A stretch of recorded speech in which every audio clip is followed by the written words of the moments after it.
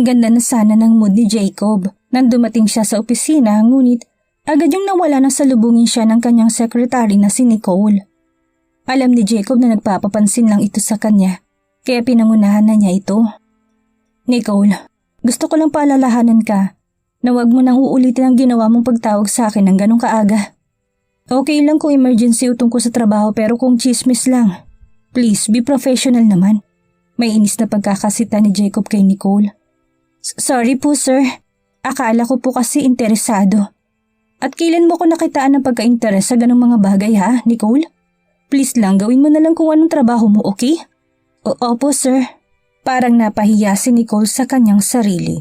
Naiiyak siya dahil lately, nadadalas na pagsigaw na ginagawa ni Jacob sa kanya at para sa kanya ay malaki nang pinag-iba nito. Bukod kasi sa tinatanggihan na siya ni Jacob, ay kung tingnan na siya nito ngayon ay parang basahan na. Samantalang kailan lang ay pinapainit nilang isa't isa sa loob ng opisina. Samantala, mga 5 minuto pa lang buhat nang makapasok si Jacob sa kanyang opisina, ay siya namang dating ni Benji. Hindi na rin ito nagawang hintuan pa si Nicole at dire-diretso lamang itong pumasok sa office ni Jacob. Brad, hindi ka daw umuwi ng masyon? Nasaan ka ba kagabi? Bungad ka agad nito kay Jacob na busy sa pagtatype ng computer. Sinagot naman siya nito ngunit hindi nito inalis ang tingin sa computer. Brad, nakalimutan mo na ba? Hindi ba? I told you na sa kondo ako umuwi ngayon. Akala ko that night lang. Hindi mo naman kasi sinabi na doon ka na mag-stay. Ano, iniisip mo bang babalik si Charmaine doon? Dito na siya hinarap ni Jacob. Umiling ito tumawa na malakas. Brad, hindi ko pa pala nasabi sa'yo na sa kondo ko na siya nakatira. We're living together. Pagyayabang pa ni Jacob. Ito kasing si Benji walang bilib sa kanya. Tuwing magkakwento kasi siya tungkol kay Charmaine, ay puro negatibong iniisip nito. Kaya naman ngayon na napatunayan na niya na totoo si Charmaine at kasama pa niya sa iisang bubong, ay buong pagmamalaki niyang kinuwento rito tungkol sa pagtira ni Charmaine sa kanya. Bakas naman sa mukha ni Benji, ang labis na pagtataka. Parang kailan lang kasi kakakwento pa lang ni Jacob na nakita na nga niya totoong Charmaine, ngunit hindi raw siya nito nakilala. Tapos naiuwi niya na ito sa kondo ngunit umalis din. Ang kinalilito ni Benji ay kung paano magkasama na sila ngayon sa iisang bubong. Teka nga Brad, linawin mo nga. Paano naman nangyari yun? Akala ko hindi kayo magkakilala. Hindi ba't parang ang bilis naman yata? Mabilis nga, pero hindi ba't gano'n naman talaga kapag tinadhanan na kayo para sa isa't isa? Kumbaga, parang pinaglalapit kami ng panahon. Imagine, she only lives at my imaginations and then suddenly, totoo pala siya. Tapos, nag-meet kamit na kapag palagahayang loob agad. Ang galing hindi ba? Nagniningning pang mga mata ni Jacob habang nagkakwento kay Benji. Kaso hindi talaga makuha ni Benji kung bakit ganun na lang ang pagkabaliw ng kaibigan sa babae na hindi niya pakilala ng lubusan. Ipagpalagay na kasing nandun na nga at totoo ngang si Charmaine, pero ang reality is hindi talaga nila kilala totally ang isa't isa. Nahihiwagaan tuloy siya kay Charmaine at duda siya sa pagkatao nito. Kahit pa kasi paano niya isipin na hindi naman tama na gawin yun ng isang babae, ang magtiwala sa isang lalaki sa loob ng 2 araw lamang. Kabisado ni Benji si Jacob, hindi niya ito pwedeng kontrahin sa mga bagay na binibigyan nito ng oras at ng atensyon kaya naisip niya na mas mainam kung makikita niya ng personal si Charmaine. At sa kanya babasahin kung anong pagkataong meron ito. Well, maybe destiny nga yung matatawag. Parang gusto ko tuloy na makilala yung Charmaine na yan. Curious ako kung ano bang itsura niya at parang mas in love ka pa sa kanya kaysa sa dati mong asawa. Brad, darating tayo dyan. Makikilala mo rin siya. Ngayon kasi, hindi ko pa pwedeng ipakilala siya sa'yo kasi baka kung ano pang maitanong o masabi mo sa kanya. Benji, hindi alam ni Charmaine na may gusto ko sa kanya. Wala siyang alam. What? What do you mean, Brad? Alam kong iniisip mo. Iniisip mo may relasyon kami or what, pero mali ka. Walang kami. Kaya siya nakatira sa kondo ko is because nagtatrabaho siya bilang maid. A maid? Lalo tuloy tumindi ang pagdududa ni Benji.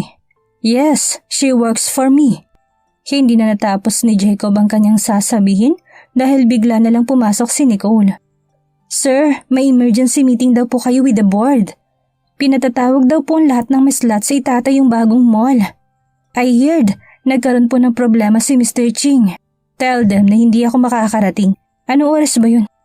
Ang idahilan mo na lang sa kanila ay nasa isang meeting ako. 1 p.m. po, sir.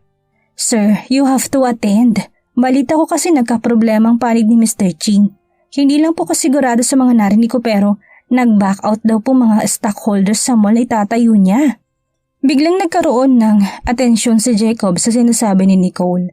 Hindi dahil nag-aalala siya dahil isa siya sa mga investor sa naturang mall. Kung hindi dahil parang maganda sa kanyang pandinig ang binalita ni Nicole.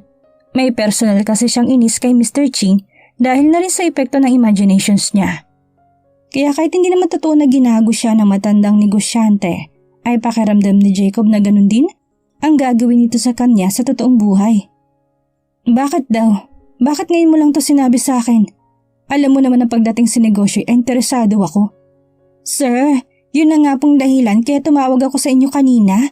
Paliwanag ni Nicole, bagay na pilit na inaalala ni Jacob. No, ang sinasabi mo kasi kanina ay tungkol kay Rafael at hindi kay Mr. Ching. Sir, iyon na nga po yun. Konektado po yung sasabihin ko sana na tungkol kay Rafael at kay Mr. Ching. Ayaw nang mag-isip ni Jacob. Gusto niya nang marinig kay Nicole ang tungkol sa sinasabi nito kanina. Oo at alam niyang close si Rafael at Mr. Ching. Ang iniisip niya lang ngayon ay kung anong kinalaman ng mga ito sa pagbaback out ng mga stockholders. Can you straight me to the point? What is the possible reason? Ngayon ay nais na niyang malaman ang tungkol sa mga ito. Sir, kung naalala mo nung isang araw, may inabot ako sa yung white envelope. It's an invitation sa kasal ni Rafael. Sadly, napanood ko sa news na hindi pala yun natuloy dahil hindi sumipot ang bride ni Rafael. Hindi pa rin maliwanagan si Jacob maging si Benji na nakakarinig sa usapan nila. Ang sabi kasi ni Nicole ay tungkol sa mga stockholders ni Mr. Ching at paano naman nagkasali itong si Rafael. Nicole, lasing ka ba? Bakit ang labo ng mga sinasabi mo? Sir, kasal na po dapat ni Mr. Rafael kahapon. Ikakasal na sana sila ng anak ni Mr. Ching. Kaso hindi nga sumipot ang anak ni Mr. Ching. Arranged marriage pong nangyari sa kanila kaya siguro nag-back out. Yung girl pwedeng ayaw nito magpakasal kay Rafael. Dito na napangiti na parang demonyo si Jacob. Parang kinatuwa niya mga sinabi ng kanyang secretary. Buti nga sa kanilang dalawa, sa isip-isip niya. Lahat sila'y walang idea kung sino tinutukoy nitong babae na anak daw ni Mr. Ching na ikakasal dapat kay Rafael. Ang alam kasi nila isa lang ang anak nito at malabong ito yung tinutukoy ni Nicole dahil matagal na itong kinasal. Kaya isang malaking palaisipan kung sino't nasaan yung bride ni Rafael.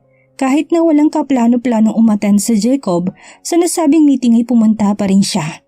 Yung tipong wala lang. Gusto lang niya makita kung paano magbanggaan ng mga tao na parehas niyang kinaiinisan. Mas lamang nga lang ang inis niya kay Mr. Ching kaysa kay Rafael dahil na nga rin sa naging papel nito sa kanyang imahinasyon. Samantala, pagkadating ni Jacob sa nasabing pagmimitingan, nadatnan na lang niya nagkakagulo na sa loob. Mataas ang tensyon sa pagitan ni Rafael at Mr. Ching. Naaktuhan niyang kinakwelyohan ni Rafael ang matandang si Ching. Nalilisik ang mata nito at kulang na lang isumabog na ito sa sobrang galit. Nasaan ba kasing anak mo? Umamin ka nga sa akin. Totoo bang anak mo yun o inupahan mo lang para magpanggap? Mr. Ching, hindi birong nilabas kong pera sa kasal na yun. Hindi lang yun. Hindi birong kahiyan ang dinulot mo sa akin. Paano nangyari na umalis ka mo? Akala ko ba bantay sarado mo na? Galit na wika ni Rafael. Wala namang maisagot si Mr. Ching dahil hindi nga niya alam kung nasaan ngayon ang anak niya. Hindi niya inasahan matatakasan sila nito kaya tuloy galit na galit ngayon itong si Rafael. Hindi lang kasi pera ang nawala dito kung hindi pati dignidad. Nagmukha kasi itong tanga sa kakaantay ngunit walang bride na dumating. Pasensya ka na, hindi ko rin talaga alam kung nasan siya. Pero huwag kang mag-alala, once na makita ko siya, ihahatid ko kaagad sa'yo. Arranged marriage kasi ang nangyari. Pumayag si Rafael na tulungan si Mr. Ching kapalit ng anak nito. Unang kita pa lang kasi ni Rafael sa dalaga ay humanga na agad ito sa taglay nitong kagandahan. Kaya naman kahit nasugal ang ginawa ni Rafael na tulungan, ang matandang negosyante sumigi pa rin siya kahit na alam niya sa sarili niya na lamang sa talo ang pagtulong kay Mr. Ching.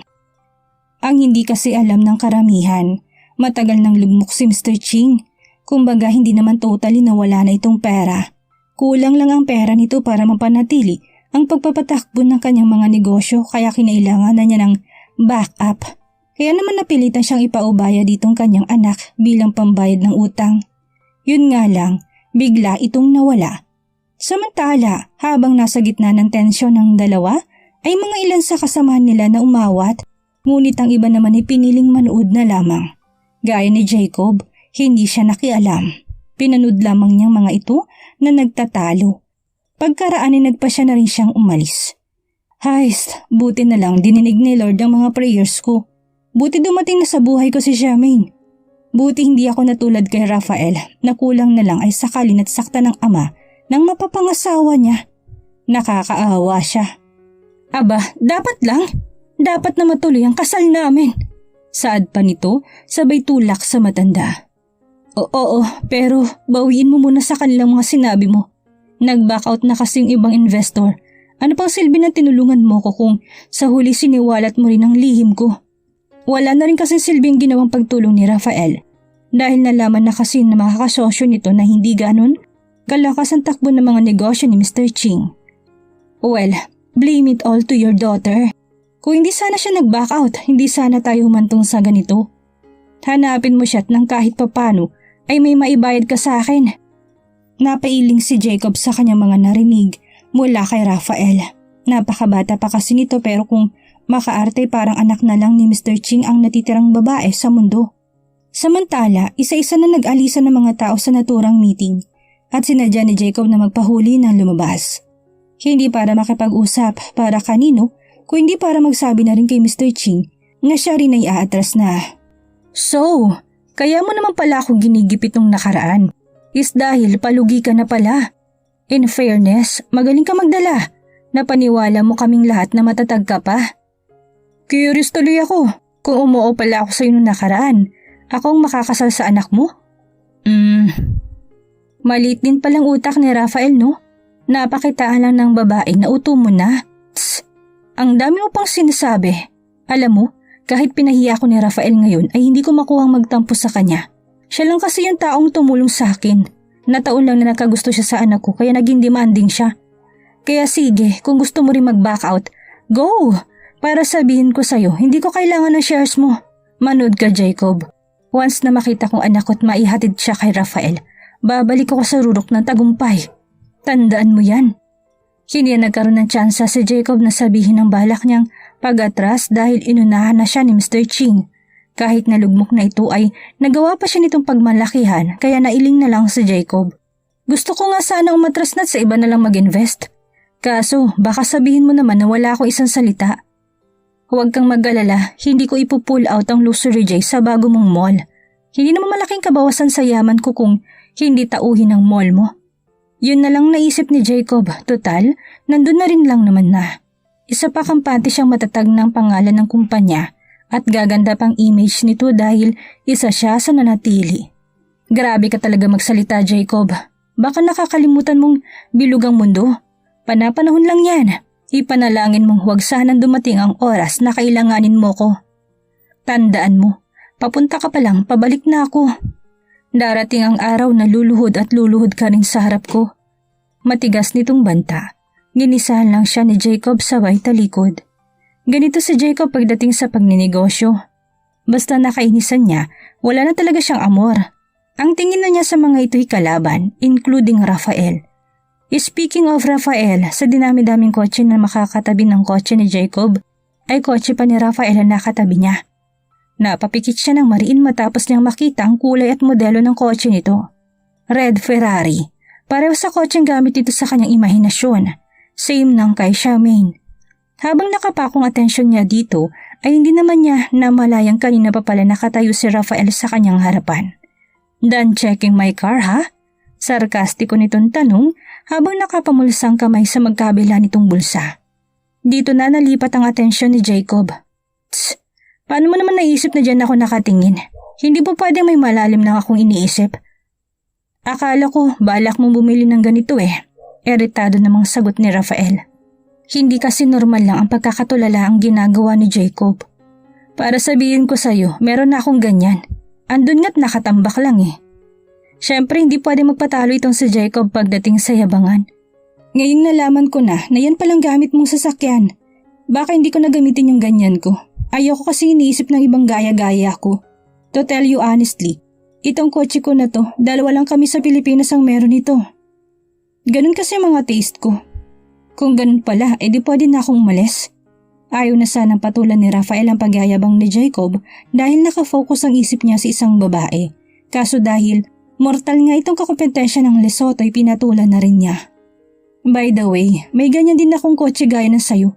At yung sinasabi mong 2 lang sa Pilipinas ay meron ito. Sad to say, ako yung isa na yon. Alam mo din ba kaya hindi ko yun ginagamit?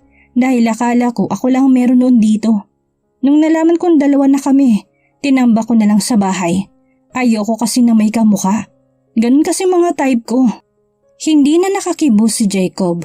Hindi niya sukat akalain na palaban pala itong si Rafael sa totoong buhay. Hindi rin ito nagpapatalo tulad niya at mukhang magiging mahigpit ang tunggalian ni Rafael at ni Jacob. Samantala, kahit na nabad trip si Jacob sa sagutan nila ni Rafael, mabilis naman itong napawi pag-uwi niya sa kondo. Bumungad kaagad kasi sa kanya si Charmaine na abalang naglilinis ng kanyang unit. Napatitig siya rito kaya huli na nang mapansin niya na t-shirt niya ang suot nito. Shit, she's not wearing shorts? Napaubo tuloy ng hindi oras si Jacob matapos yumuko ni Charmaine at dinampot ang tumumbang dustpan. Ito ang kahinaan ni Jacob kaya imbis na kung ano pang magawa niya dito ay nagpasya na lang siya na pumasok sa kanyang kwarto. Hindi man din siya nakakatatlong hakbang na mapansin na ni Charmaine ang kanyang pagdating. Jacob! Nandiyan ka na pala. Ang aga mo yata. Napahinto si Jacob ngunit hindi siya nag-abalang lingunin ito. Oo kasi yayayain sana kita sa mall. Mamili tayo ng damit mo. Ay, oo nga pala. Pasensya na kayo kung pinakialaman ko na yung damitan nyo. Basa pa po kasi yung damit ko. Yun kasi inakala ng dalaga. No, it's not like that. It's okay. Gusto lang kitang ipamili. Wala ka kasing dalang damit. Nakapagtataka naman ang naging reaksyon ni Charmaine. Naku sir, no need na po. Pabilhan nyo na lang po ako at ako na lang ang mamimili sa palengke. Magpahinga na lang po kayo. Alam ko pong pagod kayo. Hindi ako pagod. Saka hindi mo kailangang bumili dahil hindi ko naman ikakaltas sa sahod mo kung magkano man ang aabutin. Kaya once na matuyo yung damit mo, pupunta na tayo sa mall, okay? O okay po. Noong una'y binaliwala lang ni Jacob ang naging reaksyon nito kanina. Pero nang makita niyang binuhusan nito ng isang basong tubig, ang damit nitong nakasampay sa terrace ay dito na siya nag-isip. Ayaw niyang lumabas dahil natatakot siya sa kanyang ama. Sino ba kasing ama mo? At bakit kanya pinipilit sa taong hindi mo gusto? At dahil curious si Jacob sa kinikilos ng dalaga, ay nagpumilit pa rin siyang matuloy sila sa mall. Humanap siya ng body fit niyang damit at yun ang pinahiram niya dito. Binigyan na lang din niya ito ng jacket para hindi makita ang suot nitong panlalaki. Wala na tuloy nagawa ang dalaga kung hindi sumama kay Jacob sa mall. Habang nagmamaneho dito na nagtanong si Jacob, hindi niya pa kasi lubos na kilala ang pagkatao nito kaya gusto niyang alamin. Hindi rin kasi magtatagal ay liligawan na niya ito kaya maigi nang malaman na niya kung anong mga gusto at hindi gusto nito. Kaya lang, mas inuna niyang itanong ang tungkol sa sinabi nito noong isang araw. Charmaine, hindi ba? Ang sabi mo sa akin noong nakaraan, lumabas ka sa inyo dahil pinipilit kang ipakasal ng ama mo sa taong hindi mo mahal? Tanong ko lang, anong mabigat na dahilan ng ama mo para gawin niya yun sa'yo? I mean, lahat ng amang gusto'y maging masayang anak nila. Pero bakit yung ama mo hindi? Pwede ko bang malaman kung anong pangalan niya? Gusto ko kasing kausapin siya. Kung papayag ka nga lang, kakausapin kong ama mo na baka pwedeng ako na lang. Payag ka bang hingin kong kamay mo sa kanya? Maniniwala na sana si Charmaine na seryoso si Jacob sa kanyang sinasabi. Kaya lang nasabi nitong hihingin daw nitong kamay niya sa kanyang ama. Dito na siya natawa. Seriously? 3 days pa nga lang tayo nagkakasama eh. Joker ka pala? Joke? Mukha ba akong nagjo-joke? Hay nako Jacob, tumingin ka na lang nga sa daan at baka mabangga pa tayo. Lubayan mo na yan. Kapag ako naniwala sa sinasabi mo, sige ka, baka mapasubo ka. Baka ikaw ang mapasubo. I mean, what I say Charmaine, baka pakasalan nga kita. Bukas na gabi na. Aminin man o hindi ni Charmaine ay kinikilig siya kay Jacob. In fact, Gusto na talaga niyang paniwalaan ang sinasabi nito, kaya lang imposible namang mangyari. Naiba ang usapan at nawala na sa isip ni Jacob na tanungin muli ang tungkol sa ama ni Charmaine. Nang makarating na kasi sila sa mall ay kagad itong humawak sa kanya na parang bata na may gustong ipabili. Kaya naman kagad silang pumunta sa department store para mamili ng damit. Pumili ka lang ng pumili, don't mind the price. Napansin ni Jacob na parang nahihiya si Charmaine na mamili. Binulungan niyang isa sa mga sales lady na ikuha ito ng mga underwear at nighties, mga panlakad na damit at pambahay. At dahil sa pinagsamang binili ni Jacob at mga damit na napili ni Charmaine ay hindi nakakayanin kung sila lang ang magbibitbit, kaya kinailangan pang tumawag ng 3 pang staff na lalaki para ihatid sila sa parking lot. Ang dami naman ito, para tuloy akong artista. Baka sa tono ng boses ni Charmaine na first time lang niya itong naranasan. Binabasa kasi ni Jacob ang bawat galaw at pananalita nito, kaya naisip ni Jacob na galing ito sa mahirap na pamilya. Na kaya ito pinipilit na ipakasal sa iba'y para guminhawa ang buhay nila. Dadagdagan pa natin yan. Napayakap si Charmaine sa sobrang tuwa. Si Jacob naman parang hihimatayin sa sobrang kilig. Namiss niya kasi ito. Ilang araw ko pala nakakasamang lalaking ito'y parang nakuha na agad niyang puso ko. Posible pala yun?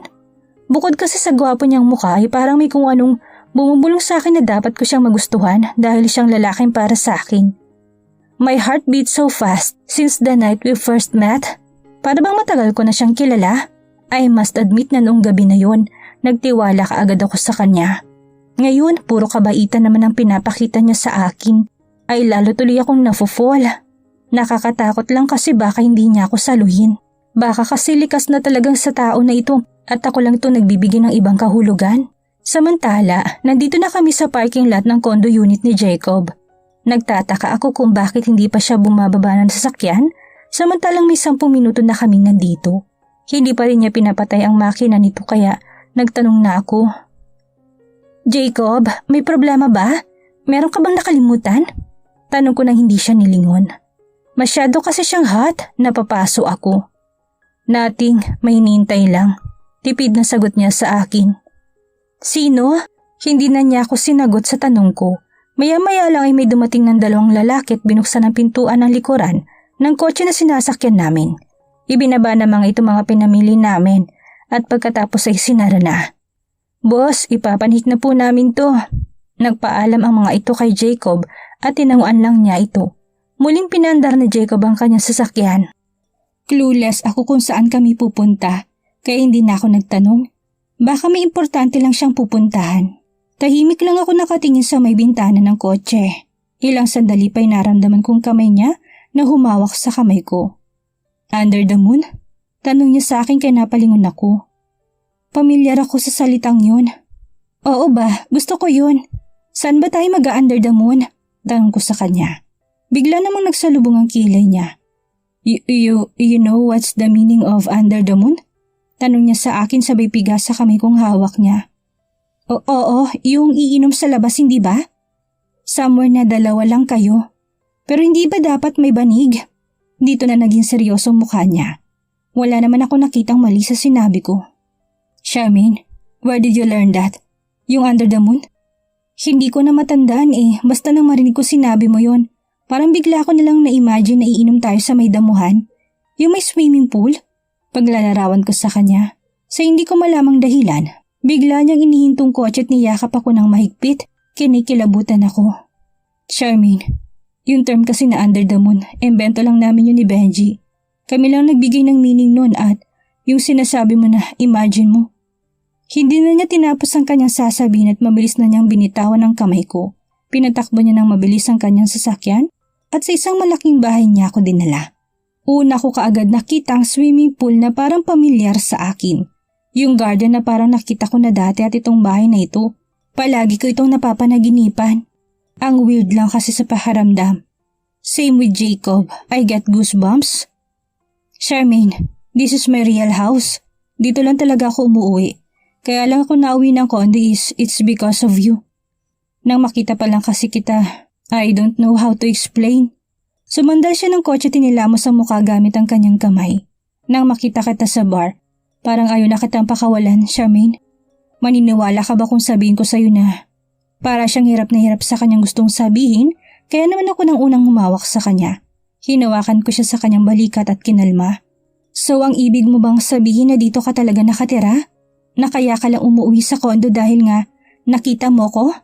Nung time na yon, lasing ako. Kaya napilitan kang iuwi ako doon? Kaso bumalik nga ako kinabukasan kaya hindi ka pa rin nakakaalis. Tapos nakiusap ako sa'yo kung pwedeng makitira muna ako at magtrabaho bilang katulong mo. Kaya hindi ka na nakauwi? Ganun ba? Yun bang gusto mo sabihin? Yes, but it's not actually. Wika niya habang tinatanggal ang seatbelt niya. Gusto kasi kita, Charmaine. Unang kita ko pa lang sa'yo, maniniwala ka bang minahal na kita kagad? I know it might sounds weird, pero yun ang totoong nararamdaman ko. Unti-unti niyang nilapit ang mukha niya sa mukha ko, kaya napapikit ako sa pag-asang hahalikan niya ako. Pero hindi ako magte-take advantage sa'yo. Saad niya habang kinakalas pa lang suot kong seatbelt para tuloy ako napahiya sa akin sarili. Buong akala ko talaga hahalikan niya ako kasi naman nasabi niya unang kita niya palang mahal niya na ako. Sino ba naman hindi kikiligin doon? Pareho kami ng nararamdaman kaya nakakapanindig balahibo talaga. Parang matagal na kaming magkakilala. Pinagbuksan niya ako ng pintuan ng kotse at hinila papunta sa may damuhan sa may malawak na swimming pool. Charmaine, dito tayo mag-under the moon. Wala pa man din kaming 5 minutong nakatayo doon ay bigla na nagsidatingan ng 3 babaeng nakasuot ng pang-uniform ng katulong. Ang isa'y may edad na at may dala itong banig. Inilatag nito sa may gilid namin ang nasabing banig at yumuko kay Jacob. Good evening po, sir. Good evening ni Manang. By the way, si Charmaine nga pala. Dito na siya titira. You can call her Ma'am Charmaine. Charmaine, si Manang Dolor nga pala. Hello po, Ma'am Charmaine. Bati naman ng Manang Dolor sa akin. Nashock ako dahil Ma'am Charmaine ang inutos ni Jacob na itawag sa akin. As far as I remember ay katulong niya ako. And what he says? Dito na rin daw ako titira. Inalalayan akong maupo ni Jacob sa banig. Pagkaupo namin ay siya namang nilapag ng 2 niyang kasambahay. Ang dala nilang bote ng alak at may kasama ding steak and chips. Paano ito nautusan ni Jacob na hindi ko nakikita o naririnig? Ang taong ito'y puno ng sorpresa. Sana kagaya na lang niya yung ipapakasal sa akin. Kaso hindi ko na siya nabigyan ng chance na iparamdam sa akin ng ganitong kilig. Para ako nasa fairyland. Biglang nagdimang ilaw at may tumugtog na nakaka-inlove na kanta. Kasabay ng intro ng kanta ay siya namang pagbukas ni Jacob ng bote ng champagne. Find happiness in me, Charmaine. Let's enjoy the night. Sinalinan niya ng alak ang kupita. Ngunit sa mga mata ko siya nakatingin. OMG, may gusto ba siya sa akin? I see love in his eyes. Habang kasama ko siya ngayon para akong nasa lapaap. Yung tipong pakiramdam ko'y secure na secure ako sa piling niya. Mapait ang kahapon ko ngunit ramdam ko na magiging masayang bukas ko sa kanya. Sana parehas na lang kami ng nararamdaman. Sana siya na nga, naniniwala ko sa taong tinadhana. Hindi sa tagal mo na itong nakikita o kilala. Basta titibok na lang ang mabilis ang puso mo kapag nagkatagpo na kayo. Charmaine, paano ko sabihin ko sa'yong gusto kita matagal na? Maniniwala ka ba? Charmaine, alam ko nabibilisan ka sa mga kinikilos ko pero ako, habang lumilipas ang oras, gusto kong sulitin. Gusto ko ng kasiguraduhan.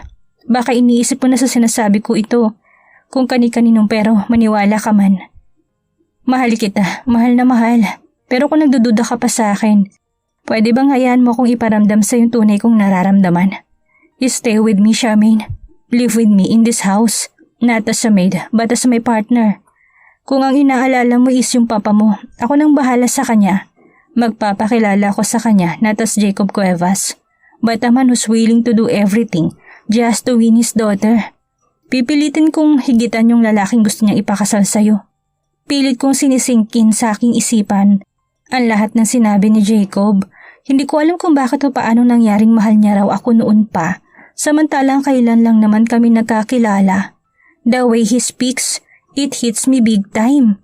Nakakaloka kasi naiyak ako. I don't know why I'm crying. Para bang tagos na tagos sa puso kong lahat ng sinasabi niya. Same as him, mahal ko na rin siya. Sa buong buhay ko, ngayon ko lang naranasan ng sumaya ng ganito. Ngayon ko lang naramdaman ng isang tunay na pagmamahal. Jacob, nakita ko na lang ang sarili ko na lumuluha habang nagpapaubaya sa halik niya. That kiss is so hot. Para bang may kuryenteng dumadaloy sa aking katawan. Milyong-milyong boltahe na gumising sa natutulog kong puso. Sa tagal ng aming paghahalikan ay nakuha ko ng bumitaw. Para na kasi akong kakapusin ng hangin. Charmaine, what does it taste like? Tanong niya sa akin habang nakahawak pa rin sa magkabila kong balikat. Bigla tuloy akong nahiya. Baka isipin niya umaarte ako samantalang pangalawang beses na namin tong ginawa. Sobrang wild nga lang ng nauna. Come, let's do that again. I've longing for your lips for so long. Sa pangalawang pagkakataon ay nakipagsabayan na ako sa mga halik niya. Para akong na-hypnotize dahil hindi ko nagawang pumalag nang bumaba ng mga halik niya sa aking leeg na siyang nagpainit na sa akin. Ipinikit ko na lang ang mga mata ko para namnamin ang sarap na ginagawa niya sa akin. Nakakakiliti, nakakakilig, bagong-bago sa pakiramdam. Yes, it's our second time pero parang mas masarap ngayon. May feelings hanggang sa naramdaman ko ng unti-unti na niyang hinuhubad ang jacket na suot ko. Totoo ba? Ready na ba talaga ako sa kasunod nito?